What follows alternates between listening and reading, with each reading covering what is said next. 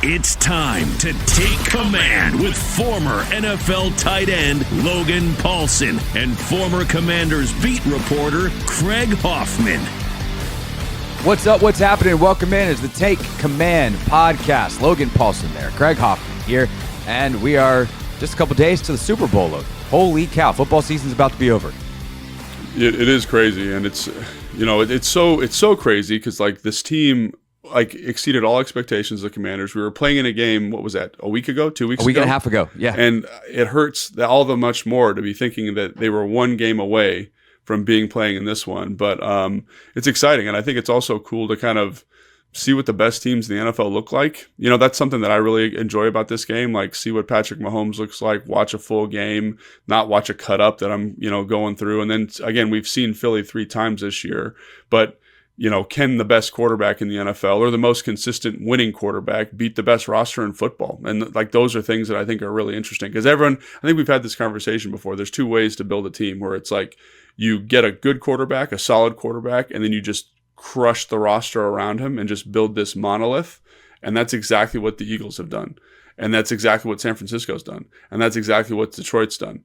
But they can't beat Kansas City, right? So is this the year that you kind of figure it out and you make it happen? And again, there's the Ravens where they kind of built around Lamar, but Lamar's special, Josh Allen's special. So there's all these different models, and I think it's just so unique that the monolith, the juggernaut team is here versus the best quarterback in football, and again, the Kansas City Chiefs aren't a slouch by any stretch of the imagination from a roster standpoint, but I think it's pretty definitive to say that the Eagles are the best team in football. For sure. And we're going to talk about this game a little bit more here off the top and some of the lessons that we take out of it. But just want to mention before we do that, we are going to do the rookie report as promised today. So coming up on the bulk of the podcast here in about 10 minutes, we will get into player by player, kind of what we took out of each of Adam Peters' first crop of players draft pick wise. So we'll get to that here in a few minutes. But Logan, like you said, it's crazy that Washington, think of how different our week would have been this week. Jeez, man. If Washington is in the Super Bowl. You're probably in New Orleans. Yeah, you would have been in New Orleans. I was going to be operating from home, but we would have probably been doing like an episode a day. Yeah. Sorry that we didn't do an episode a day, but not quite as much material. But it would have been, and the film study of just watching so much Kansas City film, and we're this close. Okay, maybe it wasn't this close because the final score in the Philly game was more like this close, but considering that they were somewhere across the street last year, just remarkable to think about. But for these two teams, or for this game, how do you think this game actually plays out? When you have these 2 very differently built rosters, but at the same time, for all of the offensive firepower that we think of them having, I think these are 2 defensive football teams. I was about to say. They use the running game for Philadelphia and Saquon, and just Mahomes' ridiculous ability to get the ball to the right place quickly at the right time to just ball control. And this, I don't think this is going to, this football game to me is going to be one for the nerds that are just oh yeah, this is a grind. Let's go. This is not going to be a fireworks show. Well, I think it's a great point. I think it's a really interesting kind of philosophical football conversation in that think about where we were 2 years ago, 3 years ago, where we're playing all these hilariously, 2 years ago, the same 2 teams were in the Super Bowl. Right. But think about that. There was a 35 to 33 or something like that overtime, high scoring affair, high flying offenses, big explosive plays. And now there's been a shift. There's been a shift by multiple teams in the NFL to kind of say, hey, we're going to control the ball. We're last possession teams now. We're going to find a way to win in third down, in end of half, end of game scenario. And it kind of harkens back to when I was in college and when I was first in the NFL. I remember coaches telling me, this is a league where you win the last possession. And I was like, that's stupid. Why don't you win all the possessions? And so, but I think it does show you these really good teams have kind of shifted back to that approach because they can play. I mean, really 2 of the best defenses in football, right? One of the best rushing attacks in football, if not the best rushing attack in football. And I think people sleep on Kansas City. They run the ball a ton, man. They run the ball a ton, and they really rely on Patrick Mahomes, like you said, to get him out of these 3rd and 7s, 3rd and 8s, 2nd and 12s. That's where his superpower has. And they also have a short passing game that is an extension of the run game that's as good as any in football.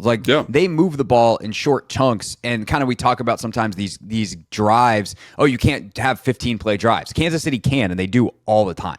Yeah, and I think like if you look at the Commanders as a point of comparison, like our offensive philosophy was very, very similar to Kansas City.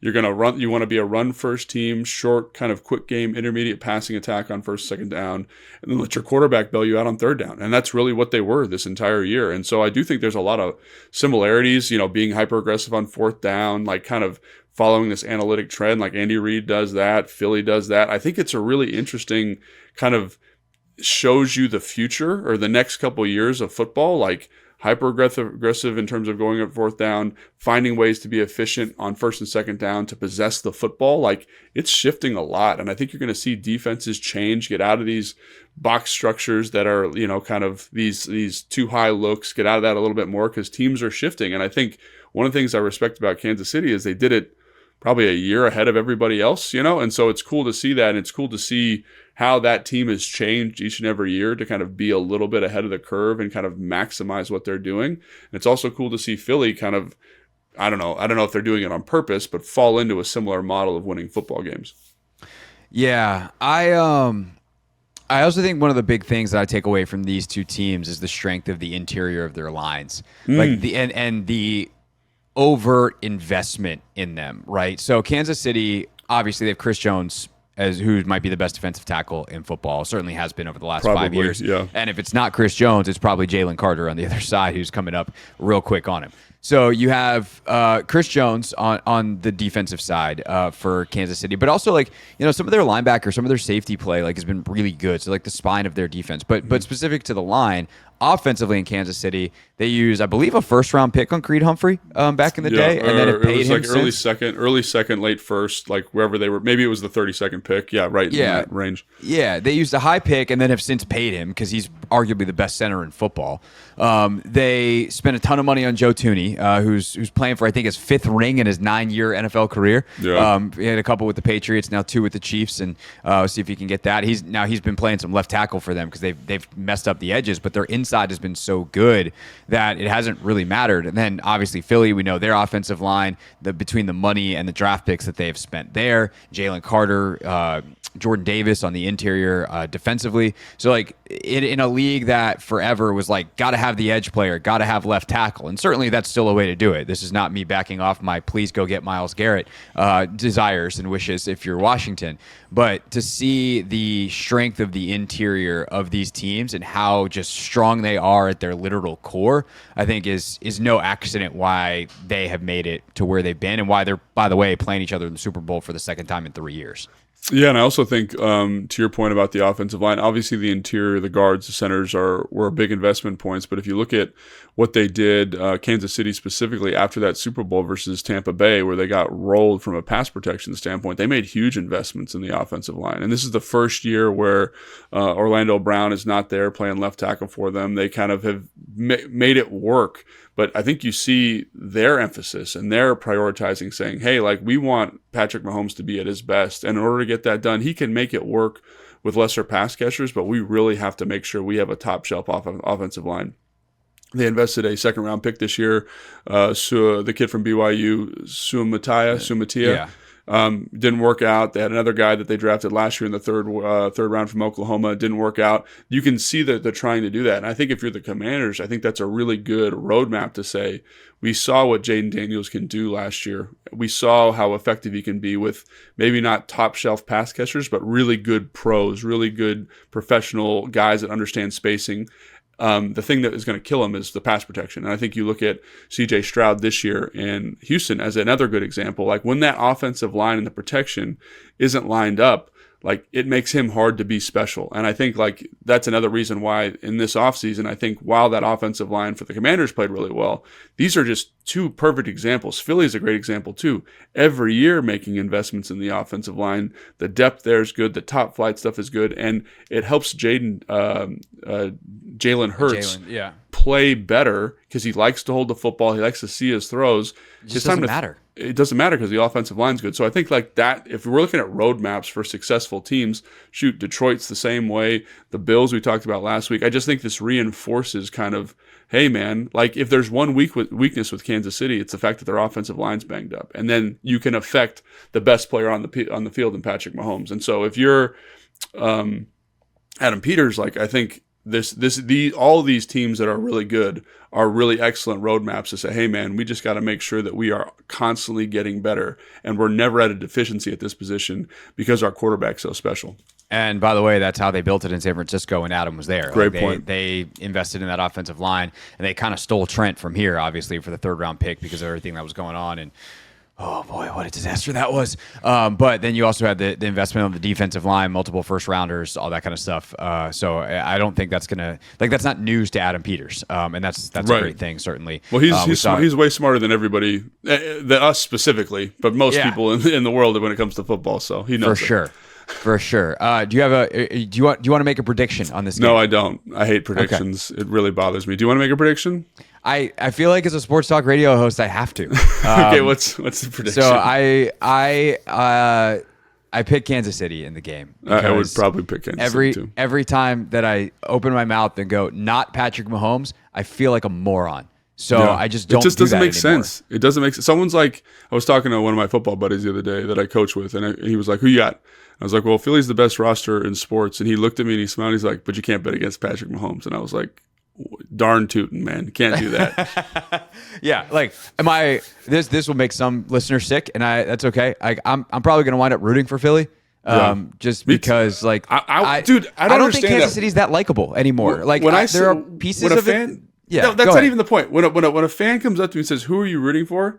For me, it's unequivocally Philly, and it has nothing to do with Kansas City. I want the team that beat us to win the Super Bowl. So it'd be like we lost to the best. We lost to the best team in football. We get third place, not fourth. Yeah, that's what I want. Like, and again, I don't care who it is. Like that to me is the thing. And again, like I was talking to Fred about that. He's like, I totally agree. And Santana was like, absolutely not. Like, I hate those guys. So I understand it, but I'm also like, I understand it too.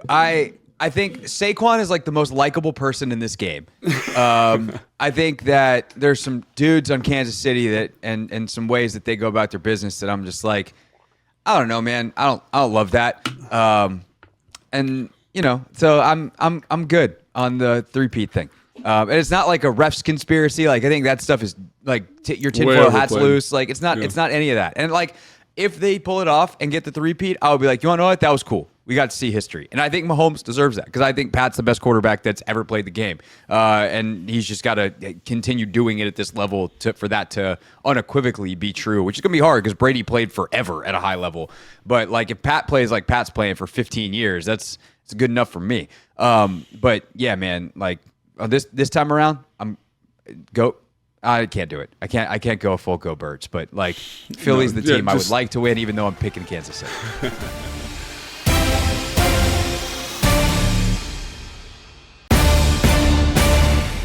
Back full on to the Commanders here on the Take Command podcast. Logan Paulsen there, Craig Hoffman here, and one of the podcasts that everyone waits for, Logan. They want to know how the rookies played in 2024. Everyone loves the rookies. This is your last chance to love on them as rookies because now they're just going to be those second-year guys.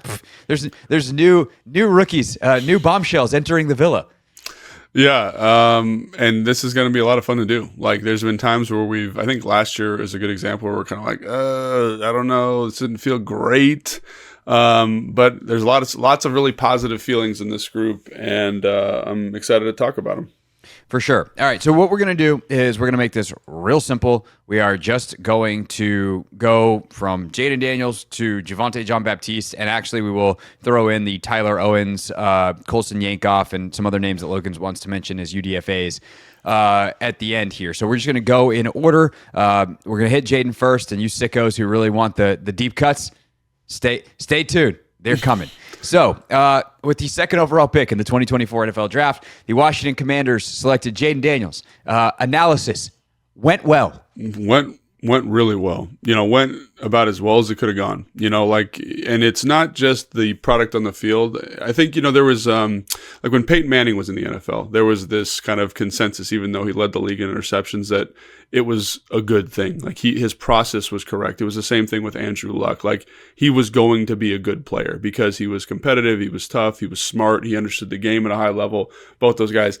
And so not only did this season go well, but I feel like I'm leaving this season with the same kind of confidence that year two will go well because of his preparation, because of his professionalism, because of his work ethic, things we've talked about ad nauseum. And so that's where it's like icing on the cake. And going through his throws, going through his games, like there's not a lot of criticism like of him. Like he didn't turn the football over a ton. He took a couple sacks in the New Orleans game, but got better the next week and got better for the rest of the season. Played a couple times against the best defense in football and didn't look like it was too much for him. I mean, if there's one criticism of his game, it's that he doesn't always make subtle movements in the pocket the way that some of those elite pocket passers do. But I think that's something he will work on and get better at. He definitely has the physical skill set to get that done, but he anticipates throws. He threw over the middle of the field. He ran the offense well. He made checks at the line of scrimmage.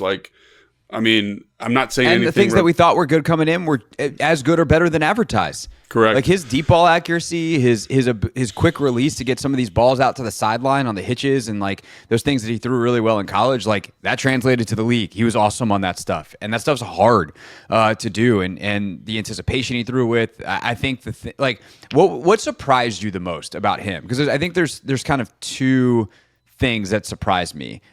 One, getting to see how quick his release was in person. And that's, obviously like we weren't on the road. We weren't at LSU watching games. Had we gone to actually watch him in college, then maybe we're not as surprised by that. But like it didn't jump off the tape quite as much as you see him throw in person and you're like, whoa, that thing is.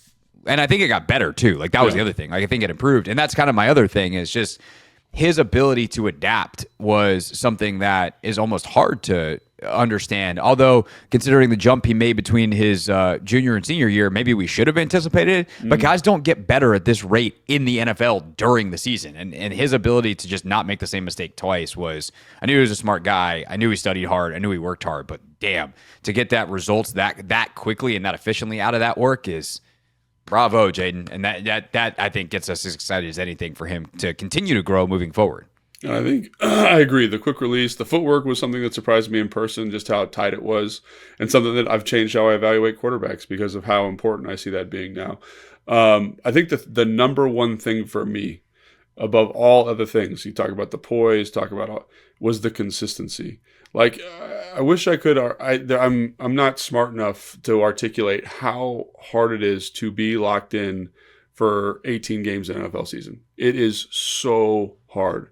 It's like you got to be at your best every single week with all this adversity, all this conversation about you circling around the NFL. Like it was hard for me, and I was like a bottom of the roster guy. Like just the amount of work each week to kind of get back to that pinnacle, fall down again, and then run up and do it again. And so to see him do that, like every week I was like waiting. I was waiting for the stumble. I was waiting for him to trip. I was waiting because that's just what happens. Guys can't consistently do it. And right. Not just the rookies. Like vets don't have great games every week. And so for him to come back each and every week, trust the process, do the same thing, that consistent, methodical, serial killer efficiency that he had was just that blew me away. Because I know how hard that is. And I talked to Santana about it. I talked to Fletcher about it. I talked to Smoot, talked to B-Mitch. Like, they know how hard it is because they've done it at a high level. And it's just like, there's no words to describe that level of just maniacal consistency. And it's hard. It's hard mentally to do that. It's hard physically to do that. But he did it. And so that's the thing, again, amongst a myriad of other things that gives me a lot of confidence going into next year is if you can do that, if you can be Tom Brady, Peyton Manning, and just lock in like an absolute lunatic, like that's what greatness looks like. Like you heard the stories about Patrick Mahomes, same thing. We were just talking about him.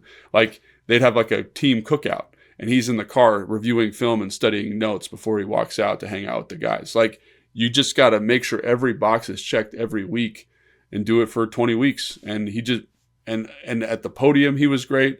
No, not too high with the highs, not too low with the lows, just as consistent as a heartbeat. And man, that was incredibly impressive. Yeah. Just good dude, good football player. And like not a lot of weaknesses in his game, which is I think the fun part for us and the terrifying part for defensive coordinators are like, okay, well, what do we want to make him do? I don't know. Good at everything. Hope he has a bad week. Well, with that kind of work ethic, that kind of preparation, that possibility definitely comes down quite a bit. By the way, we certainly expect this weekend at NFL Honors for Jaden to be named the Offensive Rookie of the Year, arguably the best rookie season we've ever seen from a quarterback, certainly in the last 10 years or so. So preemptive congratulations to Jaden, and hopefully that doesn't sound silly. If not, there's going to be riots considering how good he was. I mean, Brock Bowers was unbelievable this year, but doing it as a rookie quarterback compared to a tight end. He doesn't play quarterback, man. And I mean, what do you know about how hard playing quarterback versus tight end is? Well, I will say this, man. Like, it was an incredible year by Brock Bowers. I just went back and watched like probably 50 of his receptions, and dude was balling. But he's incredible. It doesn't. The amount of responsibility you have at the position to win 2 playoff games, like it's not close. So yeah, even it's a regular season award. Even take out the playoff stuff, it's Jaden Daniels award. So that should happen in NFL Honors on Saturday night. Okay, second pick for the Commanders. They have multiple second rounders, of course, thanks to the trade that they made with Philly. Jerzon Newton they took at number 36, and I think Newton had an interesting year because there are definitely flashes. And I think the number one thing I love about Jerzon Newton is that dude is hustling 100% of the time.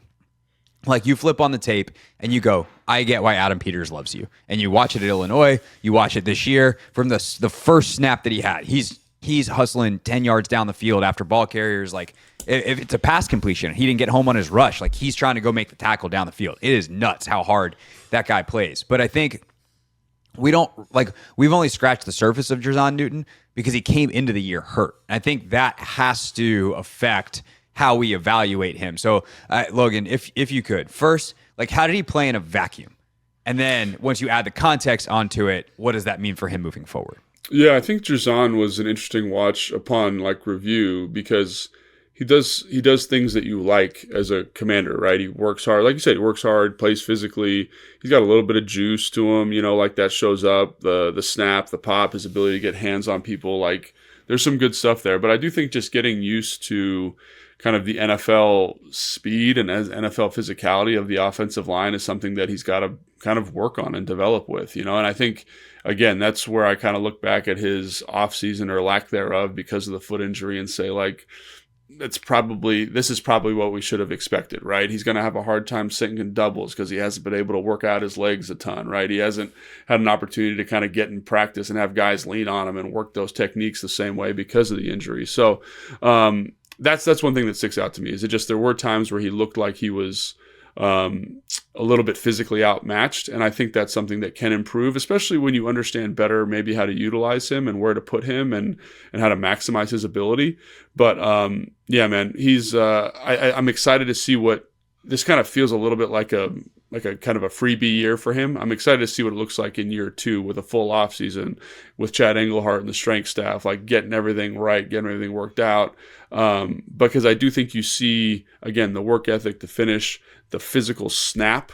Can you cultivate some more pass rush moves? Those are things that stick out to me. But I give him like a C minus kind of area for the year.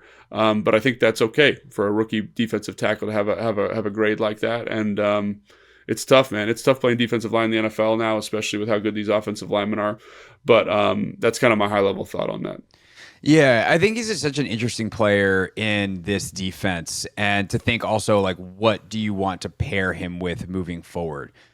He is a penetrating type, super quick. He's a little bit undersized, and in that way, there's like a redundancy with Duran. And I think at times we saw them both be more successful this year playing next to the Sheldon Days, the Carl Davises, because there's that big body. And so when you look at free agency, like if Odighizuwa from Dallas is the guy that Dan Quinn's got circled because of how good he was there, like how does that type of player, because he's also, if I'm remembering correctly, like more of a penetrating, quick type. Like, is that something that can work, like having 2 of those and building your defensive line around that? Or is that kind of what killed them in the playoff game against Green Bay a couple years ago? What killed them at times this year with the run defense? And do they need to get some bigger bodies and say, like, yes, Jerzon is an essential part of what we do because of his quickness, because of what he can do, but there's got to be the right pairing with him. Like, how, I guess that's kind of the moving forward conundrum that I certainly have fielded questions about from fans, but I'm certainly wondering myself. Yeah, I think that's a really good question. And I don't really have a great answer and I think Odighizuwa is a really good comparison for Jerzon because when he came in, like, it was a little bit of a slow roll. Like Odighizuwa, I think, was more explosive as a pass rusher in his first couple of years, but didn't really have a defined role. And I honestly think that that's probably something that they were thinking about with Jerzon. Like, if Duran and John are healthy and he's a rotational guy, I think you feel much better about his year on the whole. But when you got to start a lot of football games and play a ton and kind of that whole process is accelerated, like think about how deliberate and how careful they were with Brandon Coleman, just as an example, right? Like they really kind of brought him along at a good pace. And then because of injuries, they weren't able to do that the same way with Jerzon. And I think that's where you see kind of, again, some of him having to grow up as a player. And I think Odigizua, you watch him now compared to when he first got in the league, and you see a guy who understands exactly what he needs to do from a physicality standpoint, from a quickness standpoint, how to penetrate, when to penetrate. And I think those things, if you can learn them, make you just a much more devastating player. And I think that could be the ultimate arc for Jerzon, a guy that becomes very, very effective. I think Odigizua was a second round pick also, but like learning from a guy like that can be really, really advantageous. Like kind of knowing I don't have to sit this double team. I can penetrate this. I can have these keys and these tells. Because you watch Odigizua now and you're like, man, this guy's pretty effective on a down-to-down basis when it comes to stopping the run. And if that can help him mature, I'm talking about Jerzon now, and kind of develop into that guy, like lean into your superpower, I think that's an advantage too. And so the pairing isn't as important to me as the developmental arc. And if you can get a mentor in there for him that says, hey, like this is how I do it. This is what you should be looking for. Listen to these calls. Like, hey, if you hear doom, if you hear deuce, if you hear tram, it's a gap scheme run. Like get ready to penetrate and get in here quick. If you hear like A, B, C, you're on the back side of the run. Like let's get those things communicated from a veteran player. I think that might be really helpful for him too, just to kind of help him maximize what he does well and have a model of a guy who does it the way he should be doing it. Yeah, no, that all tracks. And for a guy like Odigizua too, playing off of Micah Parsons changes his entire outlook. And not to just bring this around to like Myles Garrett, but like whoever, whether it's a Josh Sweat, whether it's a Myles Garrett, whether it's who, they get some edge some other way in the draft. But like if they can all of a sudden put some more attention on some of the outside guys, what does that do for Jerzon inside in the future? I think that's definitely something interesting to watch with him. Any more Jerzon notes before we move on to Mikey? No, I'm excited. He's one of those pieces where it's like, and this is the thing with rookies, you got to remind yourself, and I have to remind myself when I'm watching, like Brandon Coleman, I watched a ton of film of him last night, is that they are developing. And so, like, if you think the ceiling is still there, like, this is fine. Like, this is part of the learning and growing experience of learning how to become a professional football player in the NFL. So I think that's something else to kind of remind yourself. It doesn't need to be perfect, but I think the things that you talked about first, like the work ethic, the hustle, the physicality, the want to, those things kind of, again, in the same way that a prospect coming out of college does those things, kind of lays and you say, he does the stuff that you can't coach really, really well. Or it's harder to kind of motivate a guy to do that. He's going to get better. What does year 2 look like? And I think this year upcoming for him is going to be a big year to kind of, again, because this year was so unfair to him. I think, the injury, the lack of just weight room time, John gets hurt. You're playing way more than you thought you were going to have to play. That whole cycle is tough for him. But I think despite that, he did some good things. And so I want to see what he looks like in year 2.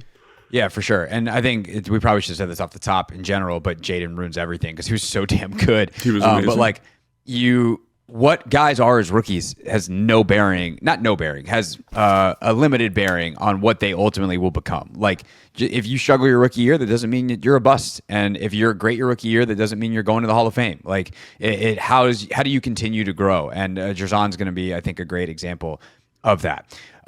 Next guy up, the first of the 2 picks they got in return for Cooper DeJean, or what ultimately became Cooper DeJean, that 50 and 53 for 40 swap that they made with Philadelphia, Mike Sainristil. And, Logan, I think we should for a moment, because it is something that still comes up on occasion, like revisit that trade a little bit. Yeah. Because I think like Mikey's value, one, I still think he could be a tremendous player, like really high level, and getting him back inside is, I think, something that's on their to-do list. He really did a good job outside this year. He had some games that were really bad. He had some games that were really good. That is playing corner in the NFL. Nevertheless, is a rookie in the NFL. But what he brings is a leader, and what he brings as just a guy that is probably going to be, Jaden is going to be right there with him. But like, if you tell me who's got the C on their chest and who is like the guy in that locker room 2 years from now, it's Mike Sainristil. And 10 years from now, it's Mike Sainristil. Like that's what kind of leader they got. The Eagles got a guy in Cooper DeJean who played at a borderline Pro Bowl level as a rookie, and that's also really helpful. And I don't think he's a bad dude from anything that I've ever heard about Cooper DeJean.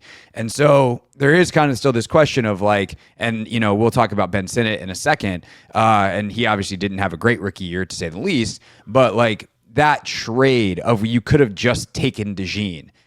If to me, it feels like it just works out for both teams, and you can't really look at what the Eagles did and like, yeah, they got a great dude and it's in your division, your team twice a year. That sucks. But considering that they're trying to build up this culture and build up this thing with staying power, getting Mikey Sainristil was an A+ pick for me, assuming that he becomes what we think he can as a player. But I think it's worth not only just looking at Mikey in general in the year he had, but kind of revisiting that trade as well. Yeah, I think that's always an interesting context. And, again, like Cooper DeJean didn't run. He didn't run coming out. He was hurt. He had the foot injury. That might have clouded the evaluation. And I remember watching Cooper and kind of wondering, like, what he would be at the next level, right? And so I think a lot of people probably evaluated him as a safety. And you had just brought in, Jeremy Chin, you got Quan Martin, you got some pieces there that you feel good about, even Percy Butler, Derek Forrest too, like just some guys, you feel like you got some good depth there. And so if you're evaluating him as a safety and maybe not a true nickel, that changes kind of my perception of the trade. And I don't know exactly what they're looking at there, but I do think, Mike Sainristil, in terms of what he did this year, I think can't be overstated. I think he did something this year that I don't think Cooper DeJean could have done.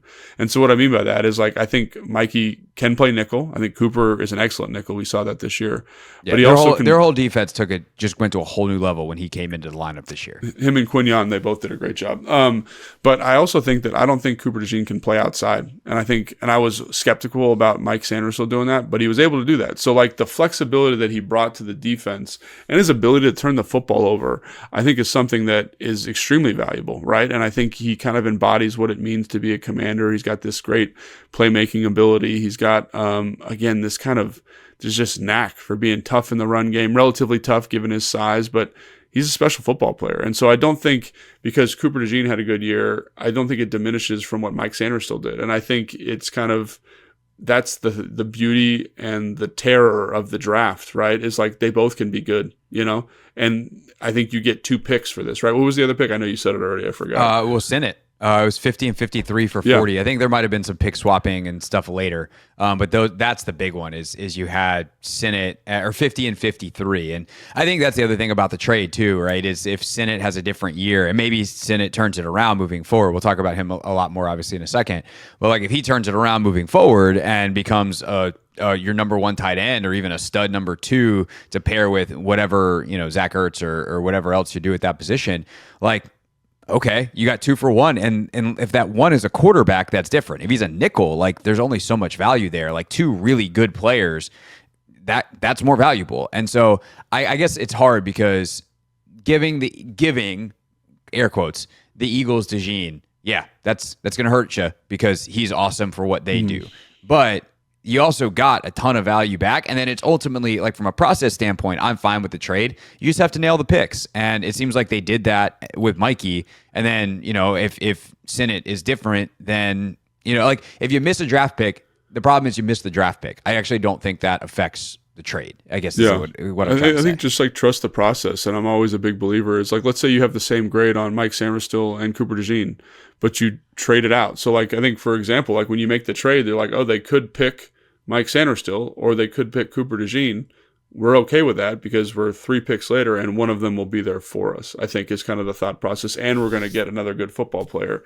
And so, again, like I said, I'm not sure Cooper can play outside, but Mike, and I wasn't sure about Mikey, but Mikey did a great job of that this year. I think he showed great ball instincts. He showed great competitive toughness. And I don't think you want him living there full time, but I think you get a guy who's a competitive, tough, smart football player that, made a lot of plays on the football this year. And that's ultimately what you want. And that's what they wanted to prioritize. So I think, I don't want to say Mikey had like an A+ year, but like I think it's probably like B+, and you feel really good about it. And I think if you get a more solid, and also this is something else that I think is just hard to overstate here. You started the preseason as a nickel player. You learned nickel. Right. And then you moved mid-season to outside corner. Like, and we've seen guys here over the last couple of years who've messed that up bad. They just have had a hard time with the transition, and it was almost seamless for him. So again, like to speak to your football intellect, to learn multiple positions in the defense seamlessly, and just be that kind of professional, I think is a huge testament to him and a huge testament to what he did this year. For sure. And again, he is a cornerstone piece in a way that is hard to stress, hard to underscore. Like he's probably one of the most untouchable guys on the roster in terms of what he means to being a Commander, and he's their standard setter moving forward. Like he is going to take, like we mentioned, when Bobby or when Jaden signed a jersey and gave it to Bobby on locker cleanout day, he said, "You set the standard." Like Jaden and Mikey are the two guys that are going to uphold the Bobby Wagner standard long after Bobby's gone. And maybe Bobby's back this year. I'm not trying to push Bobby Wagner out the door. Bobby, please come back by all means. But those are the two guys that are going to uphold that standard moving forward. And I think that is important to point out in terms of the value that you get on Mike Sainristil on top of what you got on the field, which was, again, a corner in the NFL. He had some really great weeks and he had some really bad weeks. And that's playing corner in this league because it's really freaking hard.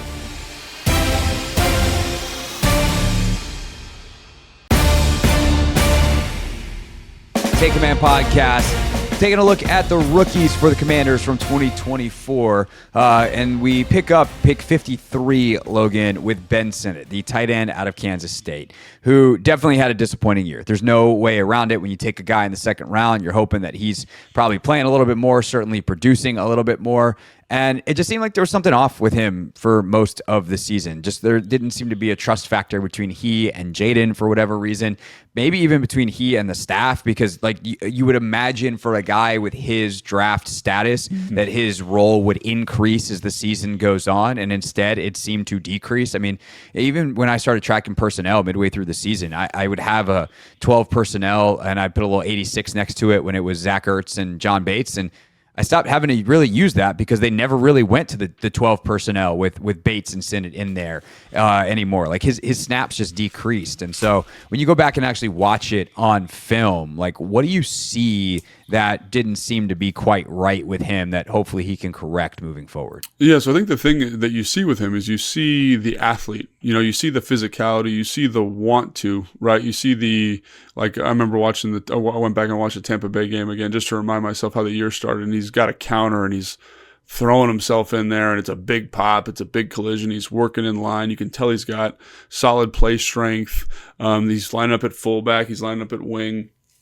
And then as the year went on, I think one, you got to give credit to Zach and what Zach was doing in terms of creating separation on third down. And one of the things about Ben when he came out is like he's not really like this underneath route running winner. He's a little bit more of a long strider. Takes him a little bit, not a ton of time to get going, but he's not going to like run this great dig, off of a nice break. It's going to be more of kind of like a speed cut dig and not super precise in the way that Zach is. And so I think you got to give credit to Zach because like Zach showed why he's going to be a Hall of Fame tight end potentially, right? Is that he does those things at a high level. He builds trust with quarterbacks at a high level, like wherever he's been. That's his MO. That's his reputation. And to your point, I don't think Ben did that. And I think that's one thing that's hard, in my experience for young players to do sometimes is understand that like, you're not at Kansas State anymore, right? You got to like work harder to earn targets and earn the right to be featured in an offense, and that's hard. And I like one of the things I did with Hooper when I was in Atlanta, like I didn't I didn't do anything special. I just said, Hooper, like make sure you spend time with Matt. Like just when he's throwing out, if he's throwing after practice, go with him. If he's in Atlanta, if he's in downtown Atlanta and he wants to throw, like and he calls you up, go do it. And like build that relationship with him, build that connection. And that took time. And what Hooper was in probably year 3 or 4 at the time when I linked up with him again. And it's just simple stuff like that. And having someone in the room that's like, hey man, this is what you're going to need to do to get that done. So that's one element, right? Right. And you can only play catch with one dude, and it seems like Jaden was playing catch with Zach a lot. Yeah, so, right. Sinnot's got to find a way to butt his way in there. And that can be hard if you're butting up against Zach Ertz or Luke McCaffrey, we heard was there, and we'll talk about Luke more in a second. Terry, like, because Jaden was new too, you got to everyone's trying to get time with him. No, I think that's 100% right. And I think the other thing about it too is as you watch some of the run game stuff, like, and this is where I like really was paying attention, is you see the physicality there, but you see just a lack of awareness or detail. I don't know what the right word is, but like, for example, like it's bounce. You got a 9 technique. You got a guy head up on you on the wing. You're the wing player. Like kind of that Y wing look. Bates is in line. You're off the ball. There's a penetrator for the wing.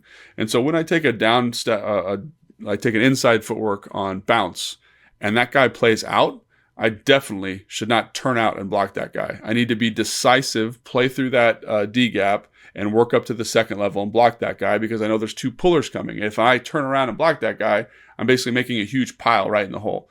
And there was a lot of plays, and that was against New Orleans. And there's a plays like that kind of stacked on each other. There was one versus Philly where he's motioning to block the bubble, and he gets out there and just like forgets his landmark and doesn't block the right thing. And so it did feel to me like as the season went on, I know it seemed like he's wearing a brace, got a shoulder issue.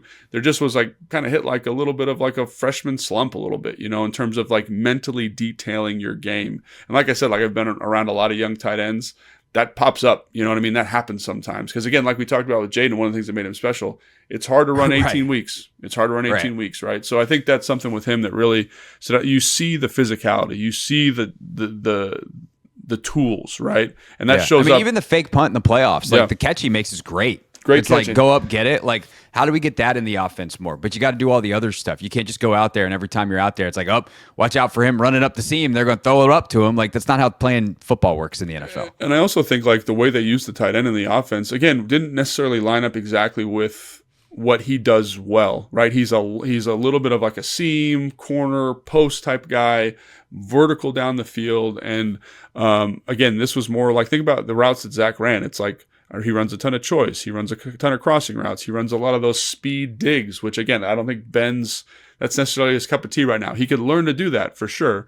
But are you going to cultivate an offense around a guy when you have a guy who can do what you want to do already? You know what I'm saying? Like when I was in San Francisco with George Kittle, like George was special and there were packages for him, but we didn't change what we did. We just found ways to fit him in where he could do what he did well. And then those packages grew and grew each week. And I feel like that wasn't necessary here because of what Zach was doing, right? And I think that that's something to consider as well. For sure. I think this is an interesting space to watch in the offseason. Like, one, what do they do with Zach? Two, what they think, in terms of Sinnot earning that, being able to earn that trust ultimately and all that kind of stuff. Like, do they go sign another guy in free agency? Do they go spend another draft pick? Like, what do they do at the tight end position will tell us a little bit more about how they feel about Ben Sinnot. So I think it's just something to watch. And what they might do is just bring back Zach and run it back. And that tells us that they still believe in Ben Sinnot moving forward, and they'll expand his role. And, we'll see what the rep split is next year. Like, that's not me saying definitively like something's going to happen. Like, we're going to see. I just think it's an interesting space to watch for sure. All right. Next up, number 67 in this draft was Brandon Coleman, who, it's funny, I'm happened to be reading an article that John Keim wrote where he gave like an analysis of every pick and whatever. He's listed as tackle guard, TCU. He was the left tackle this year, Logan. Yeah. How'd he do? I actually think he did.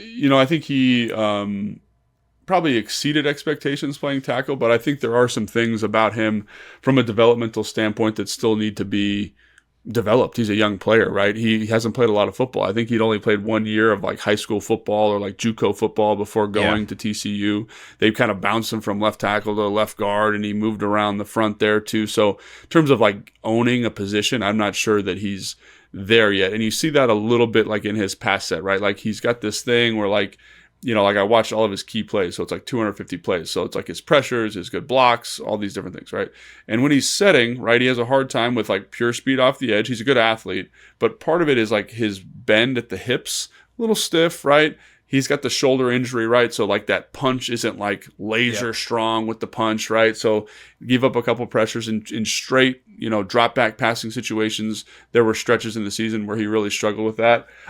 He's an interesting one because to me, when I watch him, I get such hard guard vibes. Like he is a really good athlete. Like so there's a play versus Pittsburgh where it's a screen, and I'd be damned if I wasn't watching Trent Williams. Like it's one of those ones where you kind of bluff the end, you run out, he smokes the nickel, like completely levels him out. He has another one versus Arizona where he gets out in space, does a great job. You see his movement skills, you see the athlete in the run game, you see his quickness and his pop. It's not this short area sudden quickness that Trent has, but he can gather and sink and get into stuff at a high level and move people off the spot. And I think it really helps the run game when he's in there, when he knows what he's doing. But again, there's looks where, you got to pressure and, it's a kind of a weird look. Are you blocking the right guy? Are we getting it communicated? All that kind of stuff. But do you want him to develop at tackle, or do you want him to develop at guard? Obviously, I think the road for him to develop at guard is probably a little bit straighter and a little bit cleaner, but you have an athlete who can play tackle. And I think that's where it becomes an interesting question about like where is his higher ceiling? Like it was kind of like with Sam Cosmi. Like Sam Cosmi, I think did fine when he played tackle, but ultimately was going to be a guard. This doesn't feel like that. I think the length, the athlete are a little bit better for Coleman, right? Yeah. But I worry about just like the lack of elite bend in the trunk and the ability to kind of deal with elite edge rushers. And everybody's going to have an issue with that. But at guard, I think you would be like kind of not plug and play, but you know what I mean? Like it's just it's a quicker turn. Yeah, the Madden rating is like a 78 at left tackle. You pop him over to guard, and it's like, oh, look, he's an 81 now. Yeah, sweet. Right. Yeah, sweet. That's exactly right. And so I think that's an interesting one to watch. Obviously, like they need to upgrade somewhere on the offensive line, but there's not like one spot where you're like 100% has to be there. Right guard, you're good as long as Sam is going to come back healthy. Center, you're good. So like, do you pop him over to right tackle and try to sign a Ronnie Staley at left tackle? Do you pop him down to left guard and do the same thing at left tackle? Like, where do they move him to if they move him? Or are they going like, no, we made this investment. We played him a ton. We brought him along. We're happy with the progress. And, like, we're going to try to we're going to bring in some competition for Nick at left guard. And hopefully that helps. And, maybe we go trying to upgrade at the other tackle. Sorry, Andrew, or Andrew becomes the swing tackle. Like, so they've got options, which is great. I just am curious to see, depending on who they sign and what they want to do, how that ultimately affects Coleman. And it might just be that, he's got better players in the room with him. Yeah. And I think the other thing too is like he was hurt early in the year, right? He missed a couple preseason games. That's just one of the reasons, Big Luke started the season. Right. And then he had a shoulder injury for a little bit, right? I think that was the thing that kept him out. He had a knee for a little bit. He had a knee, like messed up his MCL. Like, so there was a bunch of things that happened to him this year. So I commend his physical toughness and courage. Like, that's awesome. And again, there are some flashes on this tape, man, where you're cutting off a backside three. You're like, dude, that's pretty big time. He's got a nasty streak too. Like, he's got... Again, you understand like why Adam Peters likes him. The question is just purely from a development standpoint, like what happens when he's here the entire offseason at one position, getting the reps. He's got a more solidified role. Like, what does that do for him mentally? And like, to go back all the way to where you started this is like his 6th year of playing organized football. Like, this dude was a basketball player, traveled around, military brat. Like, he doesn't have ownership of a position because he's never stuck at a position for 2 straight years. Like, what happens if he just gets to play left tackle again for a 2nd straight year in the same system with the same quarterback, with the same coaches? Like, it's a great point. It's a great point. I think that's something that's probably worth double clicking on if you're Adam Peters. And let me just say this. He is for sure an NFL offensive lineman. He's for sure an NFL offensive lineman. Like, and a starting NFL offensive lineman. Yeah, it's just about whether, like, I think that's a great point. Like, we were talking about Philly or Kansas City and their offensive lines. Like, you want the best 5 out there, right? And so I do think he's in the best 5 conversation. It's just about what's easier to find. Is it a elite guard? Is it an elite tackle? Tackles to me tend to be hard to find. That's why I'm a big believer. The more draft stuff I do, just take shots at guys you think can play the spot, and if they can't do it, you move them into guard, and then you end up with good football. Like, think about Cosmi. Can he play tackle? He failed at tackle, moving to guard. Brandon Sheriff, same thing, right? You get good football players that way because usually the best player plays left tackle. But once you find a guy that can do it, then it solidifies the rest of the group. And so I think, I'm pleasantly surprised with his year. Was it a little inconsistent? Sure. Did he have a hard time with like straight drop back rushes? Yes, but so does everybody, especially a guy who's young and kind of inexperienced. So I like him. I like him a lot. I like the athlete. Again, like the bend is something that I just want to keep an eye on this offseason if that gets better as the knee gets better. But I think whether they draft somebody or whether they bring someone in for agency, I think that'll have a lot of indication about what they think about him long term. My only other thought on this, it goes back to the conversation we had about the Chiefs and like how they went guard, center, guard, and like that they've got the best interior in the league. Like if you think Coleman, Biotish, Cosme can be like the center, like that is an interesting thing to then just like can we plug and play the tackles around them and really invest there and have that just be incredible up the middle, both for run and pass purposes. So that's another way to think about it. What I was going to say, that's a great point. I'm glad you brought that up because one of the things like when you watch the film, Cliff's ability to insulate the tackle position has been incredible for both Wiley and Coleman, right? And so like when I say drop back passing situations, he struggled. There weren't a whole lot of those this year. It's like play action. We got keepers, we got boots, we got chip help. They did a great job. So maybe, you devalue tackle in terms of evaluation because of what Cliff showed you this year, and you say, he's one of our best 5. Let's bump him in and find somebody else in the draft or whatever. I don't know hypothetically, but I think like that's a good point to notice as well. Is like they figured out how to help those guys in the perimeter a ton this year. All right, last couple of guys here will be able to move a little bit faster just because there's not as much tape on them. Sure. Pick number 100, the end of the third round, Luke McCaffrey. Last guy that we kind of do have a little bit to chew on here. Ultimately had 18 catches on the year. Didn't necessarily feel like he averaged a catch a game because there's games where he's silent. There's a couple games where he's got a couple catches. He had some big catches. Like a lot of his catches were like third down, like it's 3rd and 7. Can you run the 8-yard dig or the quick out? And like Jaden put it on him and he'd get the catch. They tried him on the screens a little bit. So there's some stuff there for Luke McCaffrey for sure. But I think also there's the question, and in a similar-ish way to we talked about with Sinnot, like how much did Jaden truly trust him? Because there was kind of a running gag in the middle of the year that Luke, when he got on the field, would run good routes and get open, and Jaden would just never look at him. So when you went back and actually watched the tape, like what do you see from Luke McCaffrey in the year he had and what he showed you for moving forward? Yeah, I think some of that comes from the fact that he's doing like chip flats, and so when you look at like separation percentage, you're like, yeah, that dude's wide open, but like it's 3rd and 12, so like whatever. Right. But I came away after watching his targets and the completions, like thinking he's got something, like there's something here, right? It just depends on like what it ends up being. And we've talked about Luke a ton. Like I'm very confident in his developmental arc. Like I think he's a guy who's going to figure out, going to be a great pro. Just look at his family. Like he's got a lot of really good examples of what to do. I think the one thing about Luke that sticks out to me is he's not a great separator. Like, and I mean that understanding that he's only played receiver for 2 years, right? He's only like, he kind of reminds you a little bit of Terry in that way, right? He's physical at the catch point. He makes good contested catches, and that's who he is. And I think you said this when we were kind of talking about Terry, whether he's a number 1 receiver or not. It takes a little bit of time, I think, for a quarterback to get used to seeing that, right? And trusting that. And I think that, and I think that's something that can get done, and I think will get done. Is he going to be a true 2? I don't know if he's got the horsepower for it. I'm not saying he can't. That would be a question I have.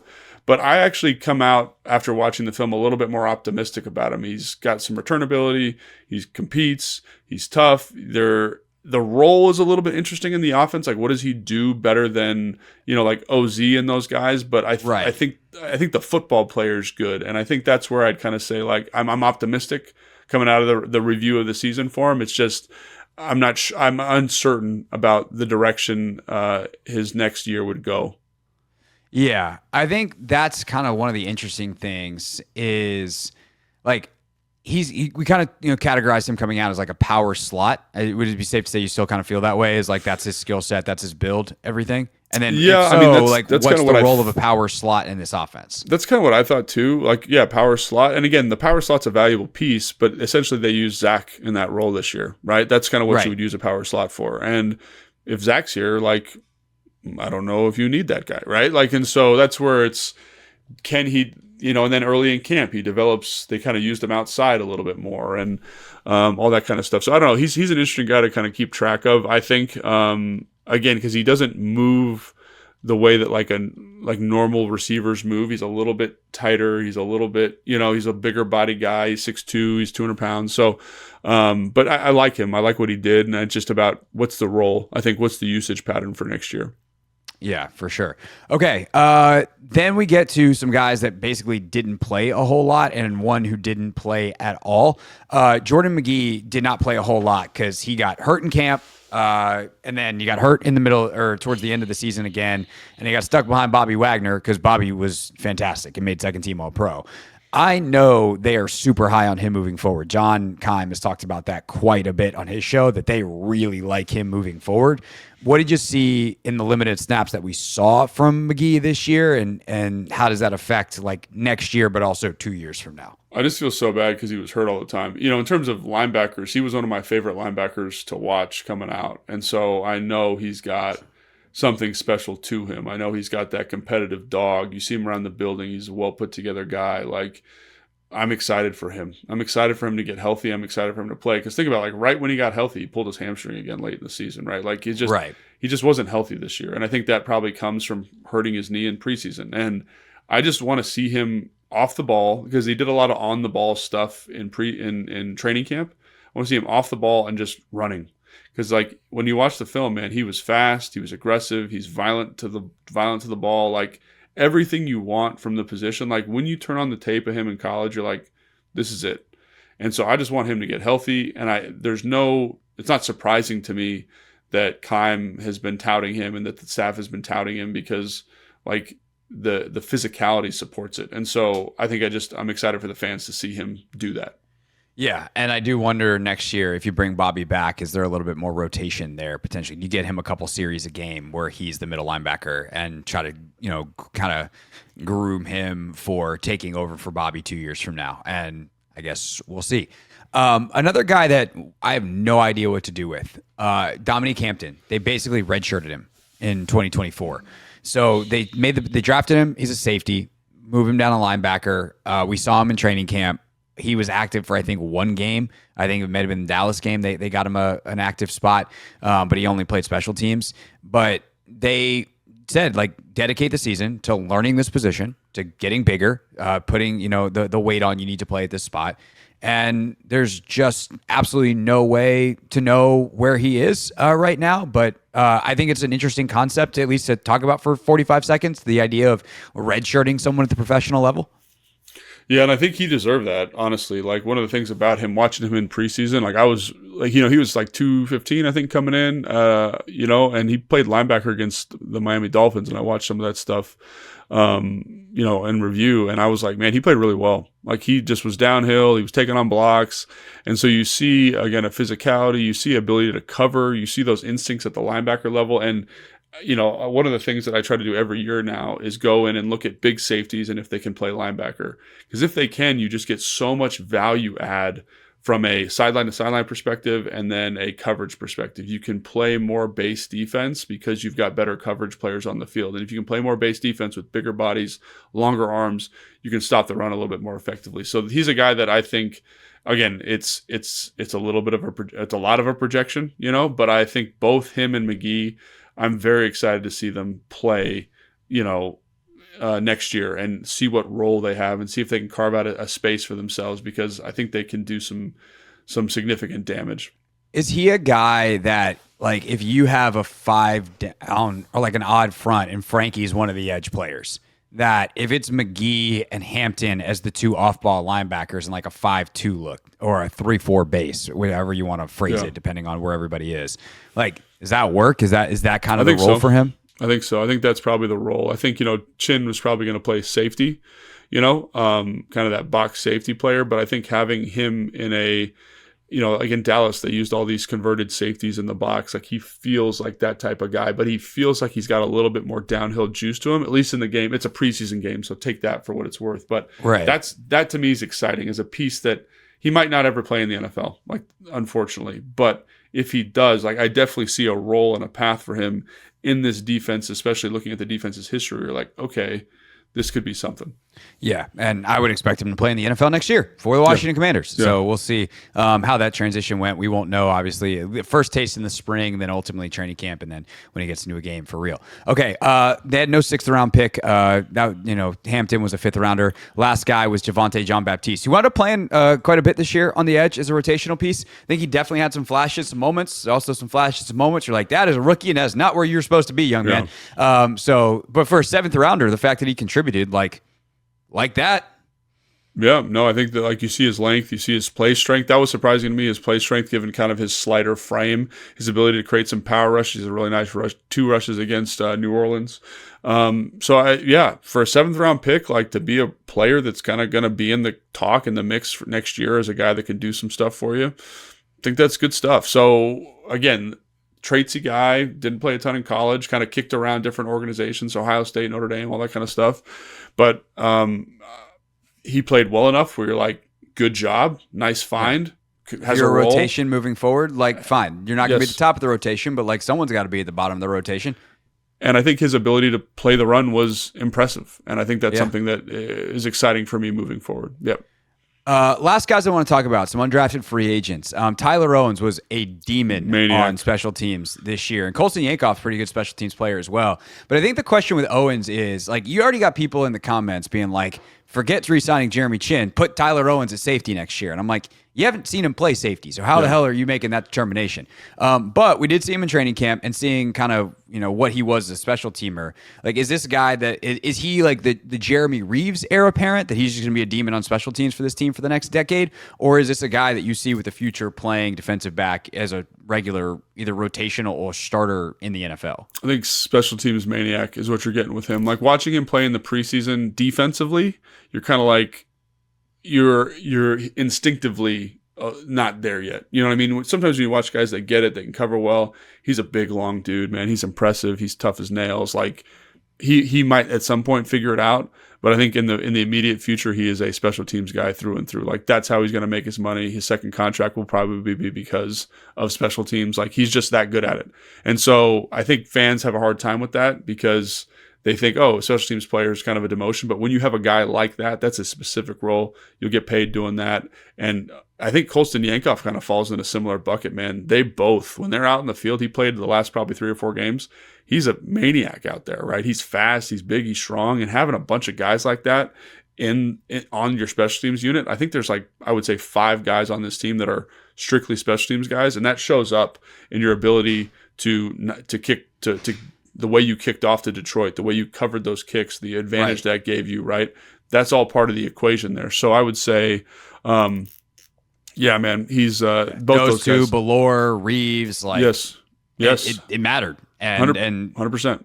If they can keep your starters clean too, like not have those guys have to play teams. Although, they had a bunch of dudes that play kick coverage, but like generally speaking, if you got some depth there, like that's great. And I think, so for me, both those guys are really good athletes. And if they develop and can play some offense or defense for you, great. And I think that's something they've got roles on this team now because of that. So. For sure. And I think that you see how much Quinn and Peters value special teams by keeping those guys around. So I would definitely anticipate at least that moving forward, and then we'll see. Yankoff had a nice little training camp at tight end. So we'll see if he can develop on that side of it as well. And then there's a couple of guys that they signed a futures contracts that you wanted to talk about real quick. Yeah, just real quick. Amin Darkwa he went to Howard. Philly kind of picked him up he's just a freaky dude. Like we talk about offensive lineman, he's listed as an offensive tackle. He might play offensive guard, but he's 6'8". He weighed in at 350 at the combine. He's got 36-inch arms. Like he played at Howard, so it's a developmental project for sure. But I like in your futures contract a guy that has the physical frame to potentially figure it out. He's got a lot of work to do. But when you say starter frame, that's a starter frame. Obviously, Sam Hartman's a guy that really sticks out to me too. Like just as he's a guy that's just important to keep around because of what he means in the room. Like he's Jaden's best friend on the team, probably. Like you keep him as your practice squad quarterback, and you pay him. If you have to pay him a full salary spot on the practice squad, fine. Yeah, because you watch him, and this is one of the benefits of traveling in the games. Like the guy that does the warm up with Jaden is Sam Hartman. The guy that is walking with Jaden to meetings is Sam Hartman. Like. That's like a buddy and a guy that's locked in. He studies. They have the same quarterback coach. Like it seems like a very positive relationship. And then another one is Ben Nickel from Iowa State, I believe. And he is just a freak athlete. He ran a 4.3. He's got a 43-inch vertical, special teams maniac. And so again, talk about guys that are going to find homes here, playing teams first with high athletic, high explosive measurable upsides, and a rookie player coming back. Those are some guys that I just thought I'd point out. And I like that the future guys have these really high upsides to them. You know what I'm saying? Like you get a tackle that is developmental, but has the frame, right? You get a quarterback who's helping your starting quarterback, right, in Sam Hartman. And you get a freaky guy who, again, I think he played receiver for a little bit at Iowa State, then moved to safety. So hasn't played a lot of safety, but is a freak athlete that is going to cover kicks for you for a long time. So I love the upside of the young guys in that group specifically. I love Nickel because he's a safety that is named Nickel. And we're like, wait, that's not what? the position you're supposed to play. It says it on the back of your shirt. But I do believe it's spelled Nikkel. So that is correct. That's my analysis on Ben Nickel. Yes. Top that, Logan. But exciting. Top that, Paulsen. Exciting. All right. That's Logan Paulsen. He's smart. I'm Craig Hoffman. I'm here. We appreciate you listening. If you've gotten this far, bless you. Thank you. And you clearly like the show. So go ahead and hit subscribe if you haven't. That is in Apple Podcasts or Spotify or the free Odyssey app. Or if you are watching us on YouTube at the Team 980 or at 1067 The Fan, there's also clips that I put up from the show on my page at Craig Hoffman. We are also here relatively soon, once we get some things settled in the off season. We got some fun digital exclusives we're planning on doing. So the YouTube audience that is super locked in and watches every episode, but it's like, man, you guys just sit in these boxes and talk. Well, yeah, it's a podcast. That's what it is. But we are going to try to do some football 101 where we're going to get out a whiteboard and let Logan doodle. So we're going to learn some stuff together. We've gotten a bunch of great audience feedback where you guys want to learn some of the terms that we use and all that kind of stuff. Like we're gonna try to do some YouTube exclusives to and utilize some more of the visuals here in the off season. So definitely look forward to that and subscribe on YouTube for those. In the meantime, we're just going to keep on talking twice a week. We'll see you guys on Monday for another mailbag, or we'll record it on Monday. It'll be in your feeds on Tuesday morning. For Logan, I'm Craig, and we'll see you then. Enjoy the Super Bowl, everybody. Thanks for watching this clip of Take Command, which has a brand new home. That's right. You can watch on YouTube at the Team 980. You can also listen to full episodes in the free Odyssey app, which is now enabled with Apple CarPlay. So we'll just, follow you around.